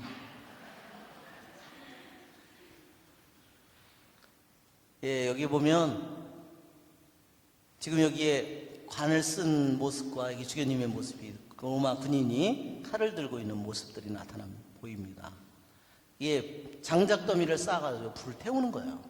화형을 시키는 거예요. 경기장에서, 로마에 말하자면 이렇게 로마식으로 만든 경기장에서, 원형 경기장에서 나무를 쌓아서 불에 태워 죽이는 겁니다. 이게 폴리가르포의 그런 모습이에요. 스미르나라고 하는 그래서 이 지역은 지금 여기 지도를 보면 이게 터키입니다. 짐승에 무슨 대가리 같이 보이죠? 여기가 안티오키아고요. 이렇게 여기가 안티오키아. 이렇게 머리가 이렇게 목이 있는데 같은 여기 안티오키아이고, 여기에 그 요한의 묵시록에 나오는 7교회 있죠. 7교회면 뭐 스미르나 무슨 필리피 이렇게 7교회가 나오잖아요. 그 타이티라 이런 에페소 7교회가 다 어디 있냐면요, 이 터키의 요 해변 여기에 다 있어요. 여기에 파트모스 섬이 있어요. 이게 사도 요한이 귀향을 가 있던 섬이에요. 그러니까 사도 요한은 여기에서 에페소에서 주로 여기 에페소거든요. 여기가 사르디아, 타이티라, 벨가모, 여기가 스미르나. 여기에서 주교를 했는데, 말하자면 사도 요한은 파트모스 섬에 귀향을 가서 여기서 죽었겠죠? 근데 귀향 가기 전에 키워놓은 사람들이 말하자면 이쪽에서 7교회를 세운 거예요. 7교회를. 여기에 스미르나인데, 이 스미르나의 주교님이었습니다. 자, 여기 우리들이 오늘 프린트물을 읽어보면, 폴리가르포는 사도들의 제자였고 스미르나의 주교였으며, 스미르나는 어디예요? 요한복음에 나오는 7교회 중에 하나이다. 그리고 155년경에 스미르나에 있는 시내의 경기장에서 화형으로 순교했다. 그러면 그 순교록에 어떻게 써 있냐면, 한번 우리가 같이 읽어볼까요? 불태울 장작더미가 다 준비되었을 때 폴리가르포는 그의 겉옷을 벗고 허리띠를 헐겁게 했습니다. 그리고 신자들이 서로 먼저 그의 몸을 만져보려고 했기 때문에, 그러니까 폴리가르포는 아주 나이가 많은 지금 할아버지 주교님이에요. 그의 몸을 만져보려고 했기 때문에 전에는 그렇게 해본 일이 없었지만 자기 신발을 벗으려고까지 했습니다. 그는 순교하기 전에도 자신의 선행 때문에 이처럼 신자들의 존경을 받은 것입니다. 그의 둘레에 화형에 쓰일 물건들이 다 준비되어 있었습니다. 사형 집행인들이 그에게 쇠못을 박아 움직이지 못하게 고정시키려고 했을 때 폴리가르포는 그들에게 이렇게 말했습니다. 그대로 두시오. 나에게 불을 견딜 힘을 주시는 분께서는 당신이 못을 박지 않더라도 장작더미 위에서 흔들리지 않고 꿋꿋하게 서 있는 것을 허락하실 것이요. 그래서 그들은 못 박지는 않고 묶어놓기만 했습니다. 이렇게 하느님의 마음에 들고 하느님을 위해 마련된 번제물인 희생제물로 바치려고 큰 양무리에서 뽑은 가장 살찐 한 마리의 순양처럼 그는 양팔을 뒤로 젖힌 채 결박당했습니다. 세 젊은이도 결박당했다고 그랬죠? 묶여서 불가망이 던져집니다. 이때 그는 하늘을 우러러보며 이렇게 말했습니다. 전능하신 주 하느님이시여, 우리가 그분을 통하여 당신을 알게 된 사랑하올 복되신 아들 예수 그리스도의 아버지시여, 천사들과 대천사들 그리고 모든 피조물과 당신의 면전에 살고 있는 모든 의인들의 하느님이시여, 당신을 찬미하나이다. 당신께서는 이날과 이 시간에 제가 순교들 가운데서 그리스도의 잔을 함께 나누고 성령을 통하여 불사불면 안에서 육신과 영혼의 새 생명회로 다시 일어나도록 마련하셨나이다. 성실하시고 거짓 없으신 하느님이신 당신께서 마련하시고 저에게 이미 보여주셨으며 이제 이루어 주신 대로 오늘 당신의 순교자들과 함께 살찌고 마음에 드는 제물로서 저를 받아주소서. 그래서 저는 이 모든 것 때문에 영원하신 천상의 대사제이신 당신의 사랑하시는 아들 예수 그리스도를 통하여 당신을 찬미하고 찬송하며 영광을 드리나이다. 그리스도를 통하여 성령과 더불어 당신께 이제와 미래 영원토록 영광이 있어서 아멘. 그가 아멘이라고 말하며 기도를 마쳤을 때 사형 집행인들은 불을 붙였습니다. 거센 불길이 타오를 때 우리는 한 기적을 보았습니다. 왜? 여기에 경기장에서 그들이 다 사람들이 지켜보고 있었기 때문에 우리에게 그 기적을 보는 것이 허락된 것은 다른 사람들에게 이를 전하도록 하기 위해서 있습니다. 불은 바람을 가득 담은 배의 돛처럼 불가마의 모양을 띠고는 순교자의 몸을 감싸 주었습니다. 그러니까 불이 붙여서 불이 막 타오르는데 마치도 배에 돛이 바람을 잔뜩 아는 바람이 된 것처럼 도시에 바람이 드는 것처럼 불길이 이렇게 휘어진 거예요. 이렇게. 그러니까 어떻게 돼요? 불길이 완전히 몸을 오히려 감싸주고 있는 것처럼 보였다는 겁니다. 그 가운데 있는 몸은 타고 있는 육신처럼 보이지 않고 오히려 구워지고 있는 빵이나 또는 영광로에서 재련되고 있는 금이나 은처럼 보였습니다. 그리고 우리는 마치 유향 냄새나 어떠한 귀한 향료 같은 향기를 맡았습니다.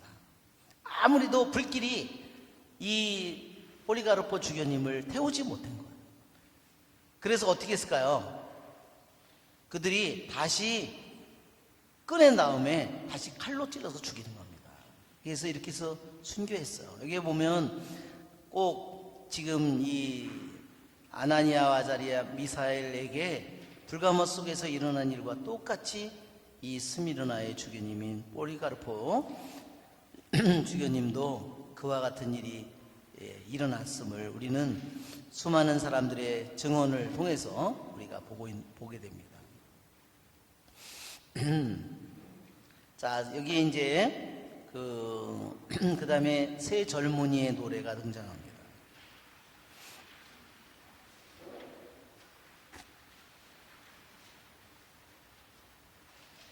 그러자 새 젊은이가 가마 속에서 한 목소리로 하느님을 찬송하고 영광을 드리며 찬미하였다.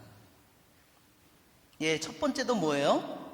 주님, 저희 조상들의 하느님 찬미 받으소서.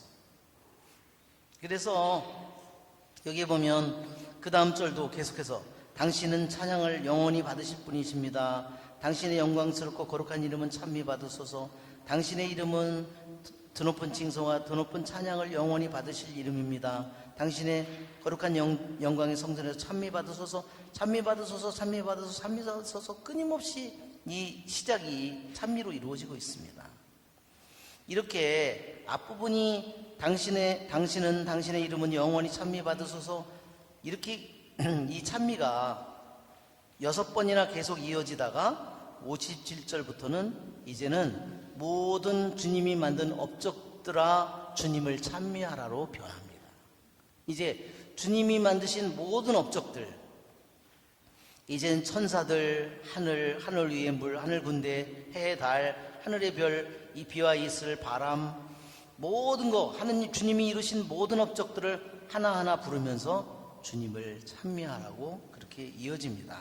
그래서 이제 번개와 구름, 빛과 어둠, 번개와 구름, 땅, 산과 언덕들, 땅에 싹 드는 모든 것들, 샘들, 바다와 강들, 용들과 물에서 움직이는 것들, 하늘의 새들, 들짐승과 집짐승들, 모든 주님의 업적들아 주님을 찬미하라고 하면서 여기까지 이어졌다가 온 세상에 있는 모든 피조물이 주님을 찬미하라고 하는 겁니다.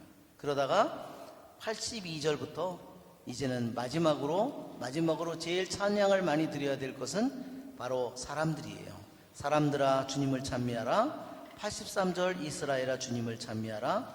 주님의 사제들아 주님을 찬미하라. 주님의 종들아 의인들의 정신과 영혼들아. 87절 거룩한 이들과 마음이 겸손한 이들아. 그 다음에 88절에 하나냐와 아자르야 미사엘아 주님을 찬미하라. 그러면서 주님께 이 찬미의 노래가 다시 한번 주님께 감사하여라. 그분께서는 선하시고 그분 자비는 영원하시다. 주님을 경배하는 이들아 모두 신들의 신을 찬미하여라. 그분을 찬송하고 그분께 감사하여라. 그분의 자비는 영원하시다 하면서 이 찬미의 노래가 끝나게 됩니다.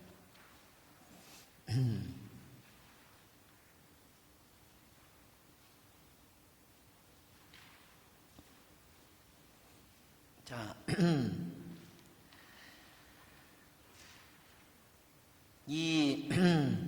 우리 이 교부들의 성경 이 책에 보면요, 다니엘서의 3장을 주의한 교부들의 내용 글들이 너무나 많아요. 3장을 한 것이요, 얼마나 분량이 많은지 모릅니다.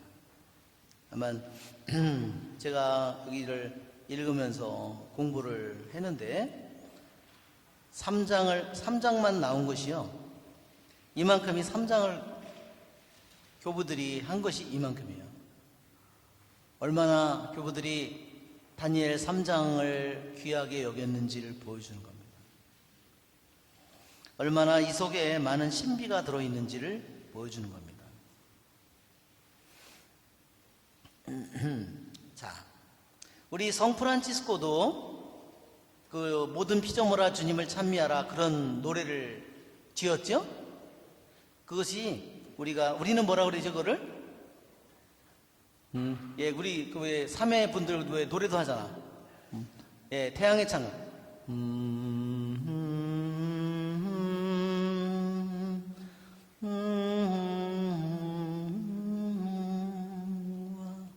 그렇죠? 예, 그걸 우리가 태양의 창가라고 합니다. 태양의 창가.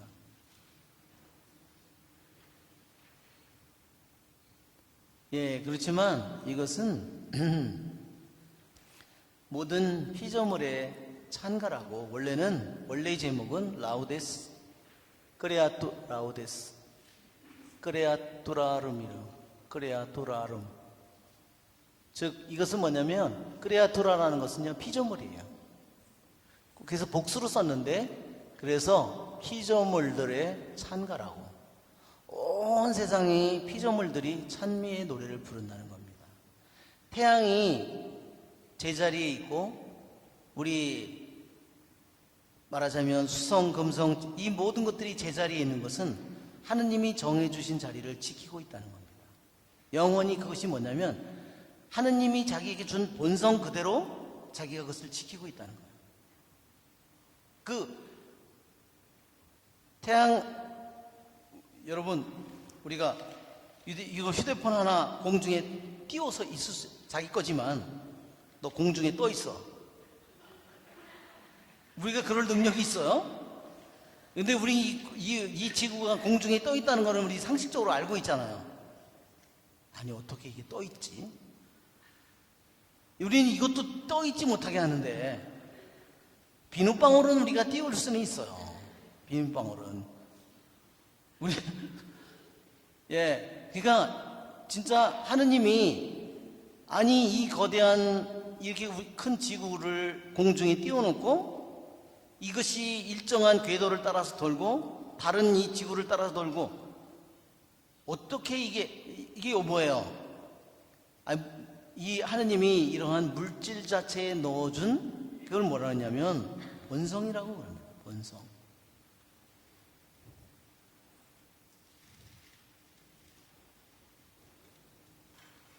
그래서 이 본성을 자연이라고도 번역하고요.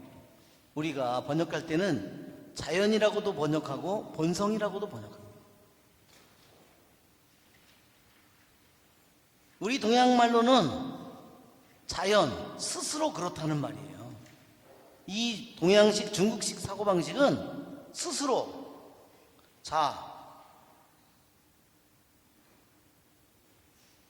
스스로 그렇다 그 말이에요. 스스로 그렇다.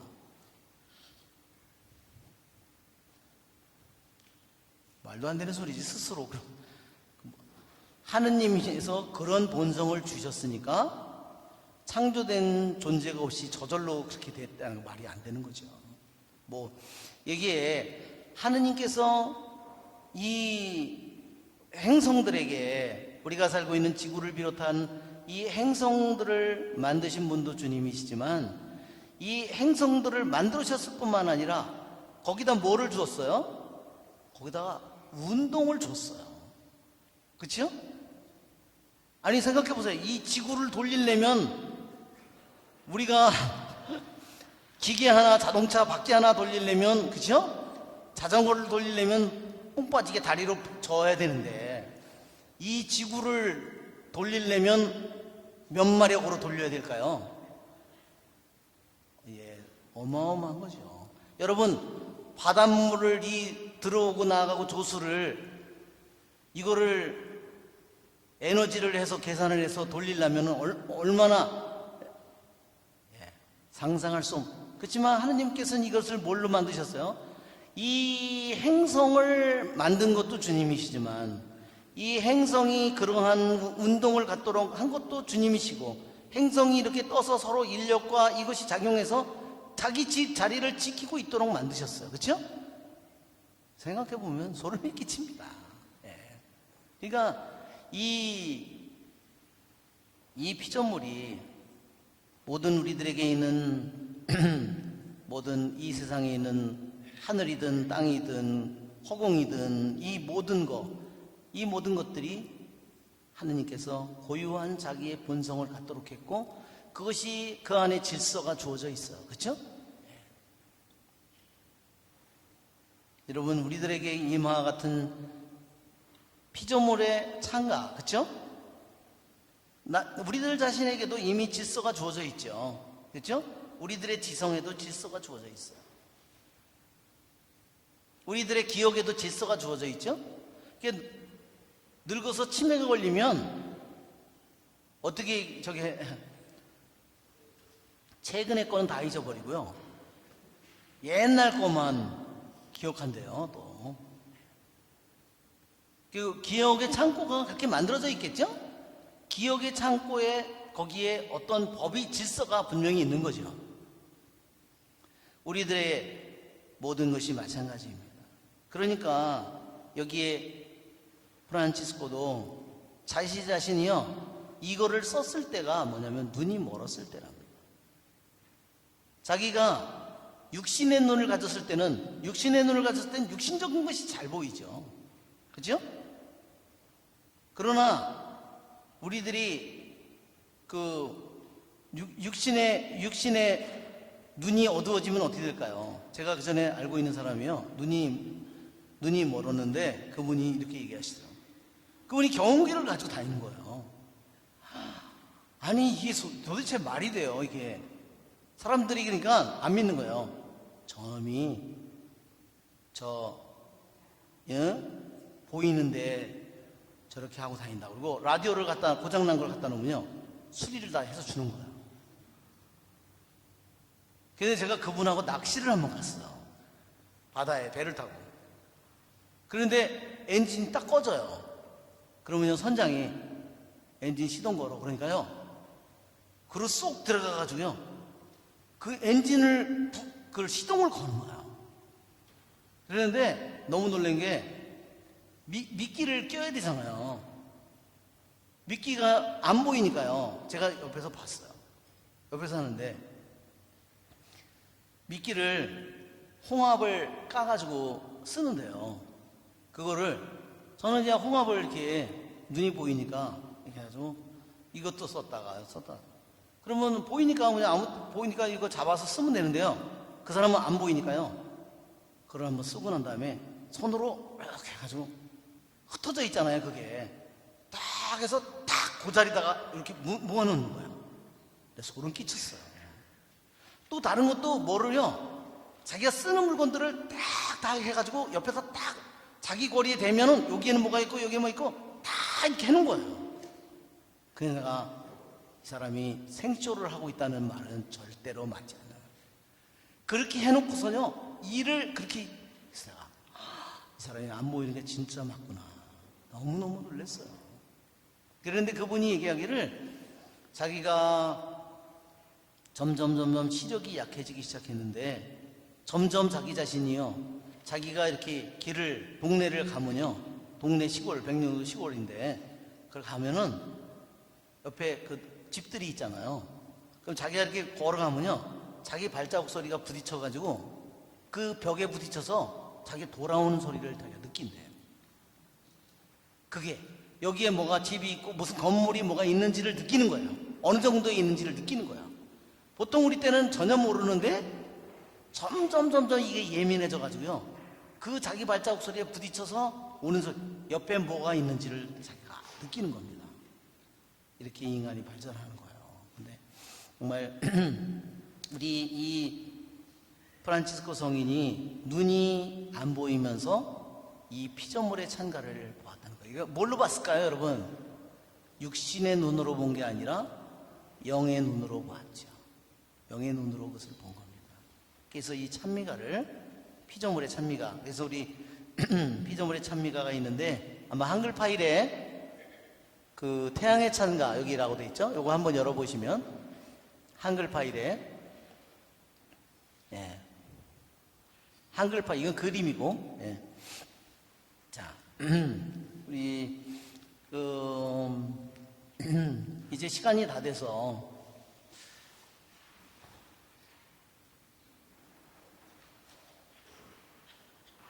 예, 우리 베로니카 씨가 잘 저기 우리 선수가 가버리는 바람에 자, 우리 괜찮아요. 그러면 다 우리 제가 한번 우리 그림 파일을 한번 열어줘 보세요. 우리 저기 그림 파일 중에서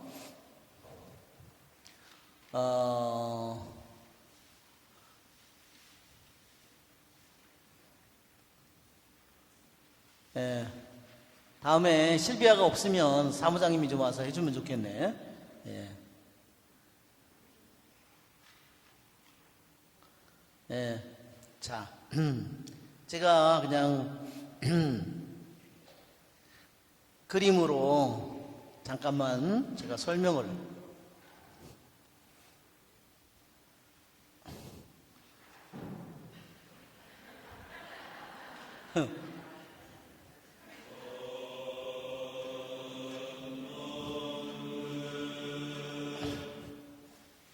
예.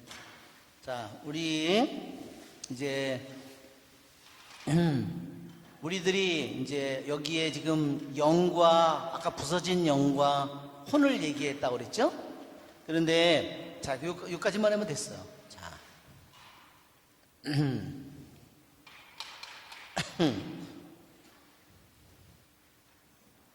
자, 영, 혼, 유. 자, 우리들이 그러면 영혼육이 뭔지 아마 여러분 영혼육에 대해서 들었을 거예요. 그렇죠? 그러니까 영혼육은 우리들에게 우리 성경 안에서 테살로니가 전서 5장 23절에도 나오는 것처럼 영혼육이라는 말이 나오고, 영과 혼을 갈라놓고 히브리서에도 그렇죠? 관절과 골수를 갈라놓고 거기도 항상 영과 혼을 갈라놓는다고 했어요. 자, 우리는 분명히 이 영과 혼과 육이 우리들 안에 우리들을 다 이루고 있는 우리들 자신이에요. 자, 첫째로 우리들이 알아야 될 것은 뭐냐면요, 영의 영역은요, 자기가 영이 보고 관계하고 있는 영역이 있는 거예요. 이건 뭐냐요? 영은 하느님의 영과 관련을 맺는 거예요. 만약 이 영이 없다면 하느님의 영을 우리들이 알거나 믿거나 저기를 할 수가 없어요. 그러면 혼은 무슨 영역일까요? 이것은 생각의 영역이에요. 이것은 하느님의 영과 하느님의 영이신 하느님과 하느님을 우리들이 알고 이것이 영이 있음으로써 혼은 우리들이 모든 것을 다 생각으로 사고 이것은 이성 이런 것의 주로 영역이에요. 이것은 뭘까요? 이것이 육이 하는 것은 이것은 오간 영역이에요. 또 이것이 오간이 우리들에게 파악하는 것은 뭘까요? 이것은 물질 세계예요. 이것은 물질 세계를 오간이 파악하고 오간이 이것을 경험하고 거기에 대해서 이것들이 무엇을 느끼고 이런 세계가 육과 관련되어 있는 거예요. 그러면 혼의 세계는 뭐죠? 정신 세계예요. 육으로 온 것이든 정신적으로 된 것이 모든 것을 파악하고 그것을 기억하고 그것을 저장하고 그것을 끊임없이 추리하고 판단하고 생각하고 이러한 모든 영역이 혼의 영역이에요. 그러니까 이렇게 그림표를 만들어 놓은 것은 이 영혼육이 각자 어떠한 영역에 어떤 영역의 일을 하고 있는지를 보여주는 겁니다. 무슨 말인지 아시겠죠?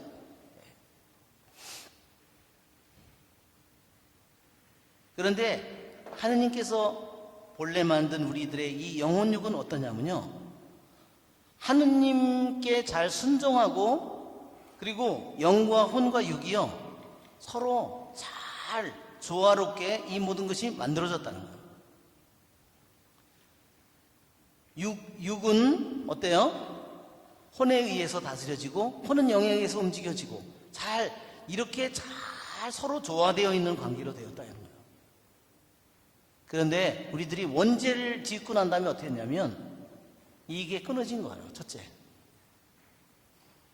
이것이 이 하느님과의 이 관계가 끊어졌어. 그러면서 어떻게 됐나요? 육의 본성, 혼의 본성, 영의 본성이요 자기의 본성을 잃어버린 거예요. 그럼 어떻게 됐죠? 여기서부터 혼란이 오기 시작한 거예요.